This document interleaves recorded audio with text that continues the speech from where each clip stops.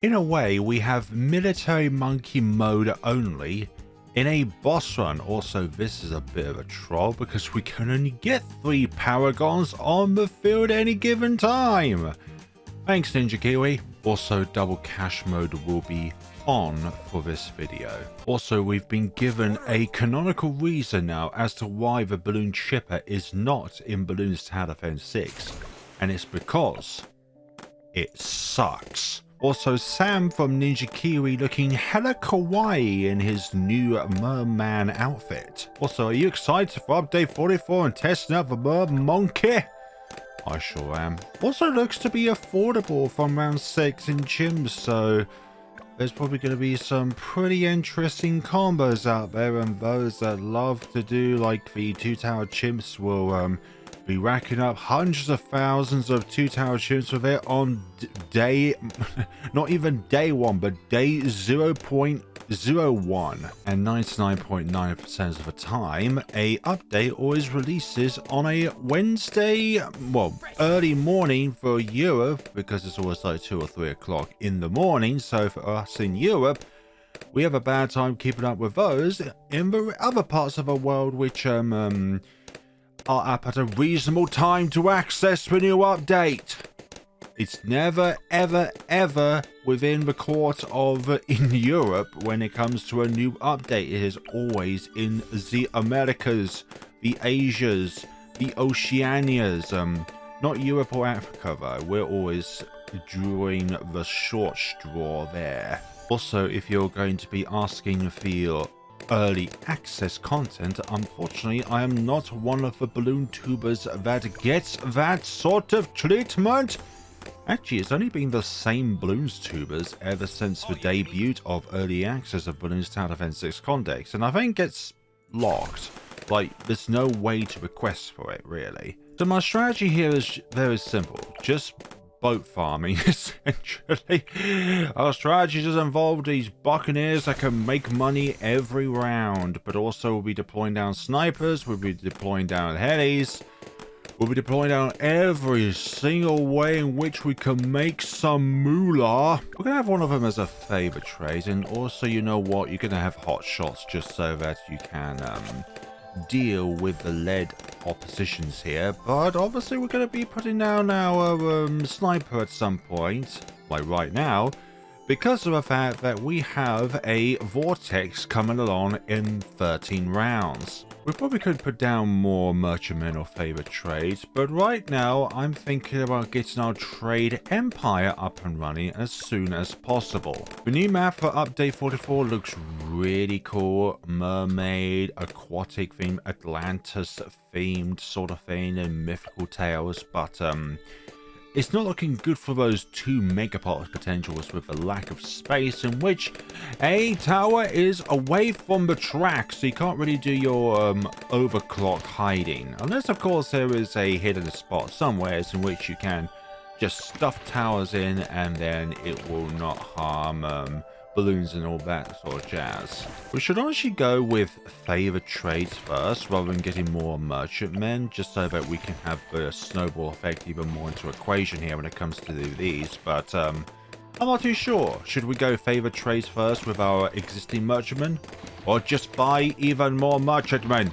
Also, there are advantages of just keeping this at grape shot rather than hot shot, but we always want at least 1 hot shot on the field because of lead balloons.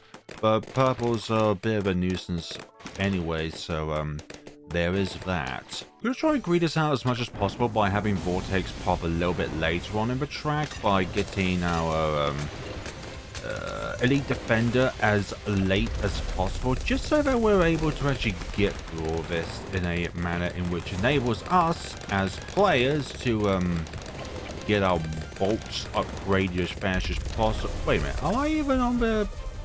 This is elite, right? Yes, 60% HP. It just seems to be going down very quickly. Maybe trade... Oh my god, look at that. They almost end up as my failures from last week of trying to do elite Lechon shoots. Off the coast, I think, is an easier map than shoots. I'm just going to say it out there. Like, shoots is a harder map than off the coast. I think it's actually the Betrayed Empire that's doing a lot of the damage here. Yeah, 14,000 damage. So I think we're in good contention here with the build that we're having at the moment. But I'm just going to go with there anyway. So, yeah, I think the 60% HP that our friend over here has. Yeah, it has more skulls. I just realized that now. But you always want some defense at the back of the map here, just because, well, these ones are likely to be stunned, as you can tell. So yeah, I think we'll just keep it a full auto rifle rather than going with the elite defender. We don't need it. Put up another one, and then another one when we have the moolah to go up the Betrayed Empire. Maybe I should have just went with favored. I've already got you down. So anyways, that's tier 1 done. I'm honestly surprised about that. I honestly think we need the lead defender to keep up with everything, but I realized that the tiers were going down very quickly. It's just a shame we can't get the full potential of Betrayed Empire, just simply because there's no farms, which means we can't go bottom path monkey farm, and we can't put down 20 favorite trades in order to get the max amount of the favorite trades benefit from Betrayed Empire itself.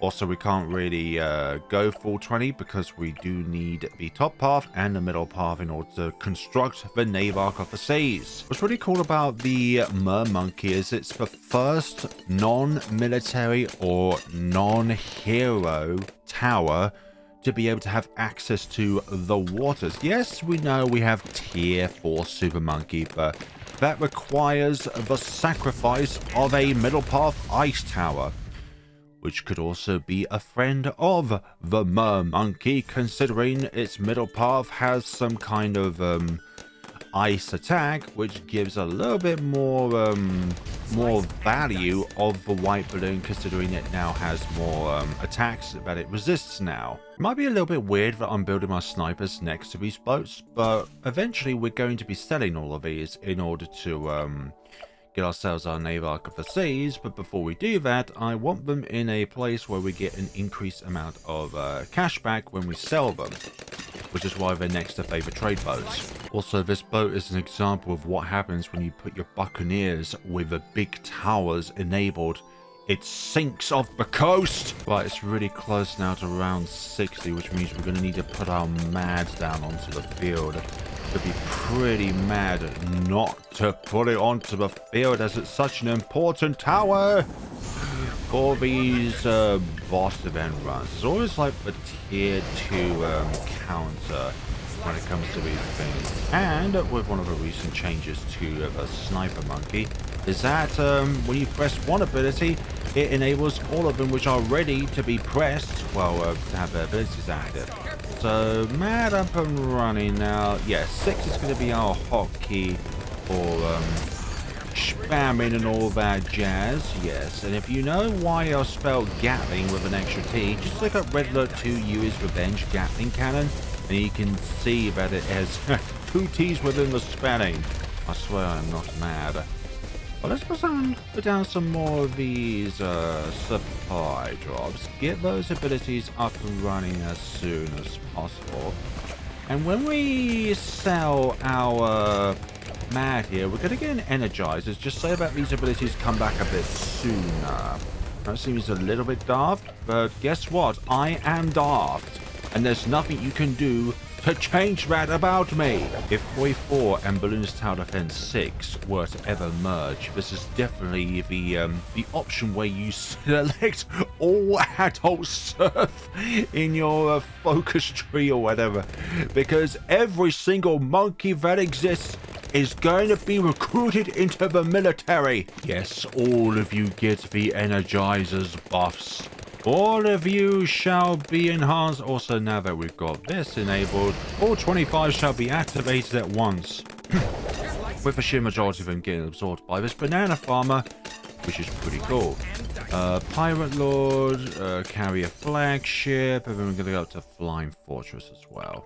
We're getting my favorite tower of all time, Special Poperations. Now that we have all of our monetary towers up and running, like any tower which is going to be able to generate some additional income for us, what's going to be next? Well, I'm thinking about some first strike capabilities for the tier 3, have them parked around the Energizer just so that we can get our abilities active a bit more quickly. But then again, is it? Reduces ability cooldowns everywhere by 20%. Water monkey abilities, yeah, while in radius. So we should really have... Oh, we should have had the Energizer somewhere else, actually. But you know what? We're going for it! Okay, we've got our build up for round 80 now. Is this going to be enough? Of course it will be enough. This is me talking after all. And we know that this will definitely be enough. I think anyways. Okay, so... I'm going to try and trigger the skulls when they get up to this point over here. I didn't realize I didn't activate that. So let's see. 1, 2, 3, 4, 5. We might be in a bit of a pickle here. So let's just activate the other ones now. And yeah, we're in a bit of a pickle. We are definitely in a pickle right now. So we need to get the mad up and running as soon as possible. But even then, I still don't feel like this is going to do enough against this behemoth. I think so. I think we did it anyways. This thing is also buffed by the Energizer. Let's see. Activate. Just activate them when they're ready. They shall never be stopped. At least I think so anyways. Also, we can't really activate our heli abilities to get some gas drops just because of what's going on with them and Vortex being an absolute nonce. Okay. I think I've got the rage out of my body right about now. Okay, you're going to go down there, Vortex. Unlike last week, absolute cats with elite electron shoots. This is definitely more viable than the other event. The last week's event. I'm just going to go with it, alright? Go with it. Go with it gaming. Starring Flare Balloons. And we're going to go get this tier 3 elite Vortex done and dusted. Okay, we're going to sell that now. So what's going to be next on our agenda? I don't want to build any more submarines. Because I kind of want to save the rest for Paragons and more Aces. Also, Ace Micro, anyone? There's a reason why I put Ben here is because I wanted to put the Energizer here, and while the Energizer is up and active, it increases the level up rate of your hero by 50% whenever they're in radius. You know the drill by now. Round 95 is one of the rounds of all time. And also, if you notice so far, I'm not using what is probably my favorite military tower out of all of them, the Mortar Monkey, just because unlike the other military towers, which have some use in a boss scenario, this one I think has absolutely zero purpose unless you're having some issues with camo balloons, but then you have some means of being able to detect and pop them in the first place. Round 100 with tier 4 Vortex on the horizon, and I don't want to invest anything in like the Paragon slider here. I just want to get this up to tier 4 where we can just do the damage. Okay, so tier 30, sorry, Paragon degree 33, you know, a third of the way to 100, not too bad. This hopefully will be able to take care of tier 4, but I'm still not I'm not feeling 100% confident, but we'll just see how we progress as we go along here. So let's see now. We've got, oh my god, yeah, well, this is no problem. Any doubts have gone out the window. The Nordic Siege Corps is dealing the damage. Thank you, Ben, for providing the advanced intel in which we need in order to do this. Ben is OP. Put down in the comment sections below that Ben is one of the OP advanced intel towers of all time. And you cannot ever say anything bad about Ben at all. Look at this mess that we're creating here against Vortex. Isn't this just magnificent? Tier 4 Vortex being, well, not solo, but being heavily damaged by the Nordic Siege Corps here. All these aces truly know which among them is the most powerful. Now, I placed the Flying Fortress here for our Paragon, just simply because it's probably the furthest away from the track than any other part of the track itself.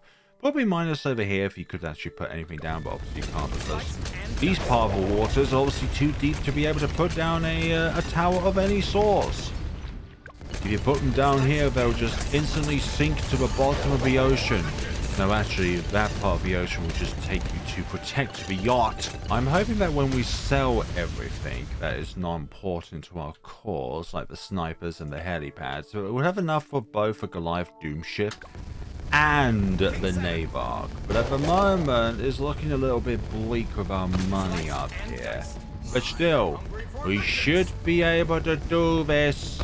Should being the big word, and we didn't have enough time to get our ability back up and running. Oh right, I haven't got this submerged, so the Energizer will not be in effect. But I need it up because of the late round DDTs here. Anyways, let's get to selling. Not really, we're just going to see what we can do with the Goliath Doom ship here.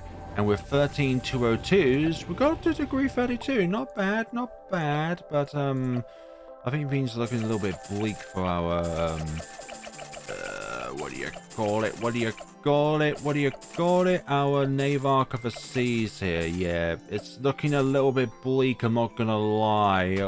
Could we do it? Oh, we're 17k away! This is gonna take some degrees away, but at least we'll be able to afford it. Gonna put all 788 into it. Perhaps I could make the difference. 47, that's pretty good, pretty good. So 32 Goliath, 47 Navark, and 33 Nordic, sorry. Let's see if we can do this. I have absolute confidence in which we can. Also going to unleash the nuclear missile upon the Heatherans. Okay, so first of all, I think the only reason why we're kind of doing well here is because of that. I was so confused there. I was trying to move this. Actually, it's not even leaving spawn, so I think we're doing pretty well. Well, Benjamin's not doing very well. He's constantly getting stunned, but you know what? That's absolutely fine. We can deal with this. Sorry, Ben. Sorry, not sorry. Hashtag. Yeah, this is just pretty much game, set, and match, and yeah, I'm just gonna spawn a well, I was hoping to spawn up an incineration, but I guess that's not going to happen.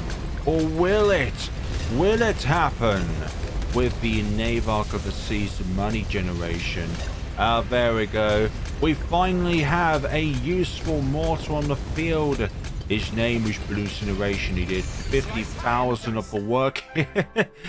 So yeah, that was a pretty cool boss event here.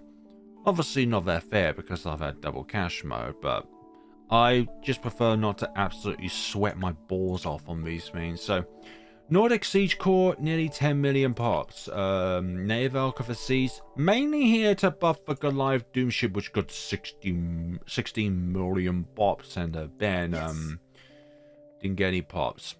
Need Geraldo for pops. And Navalk of the Seas got 5.5 million. Pretty expected. Only summoned it on around 120. Obviously, this did a lot, considering the fact that it basically carried tier 4, so that's where a lot of the pops were actually from. Not gonna lie, but I really enjoyed this boss event scenario.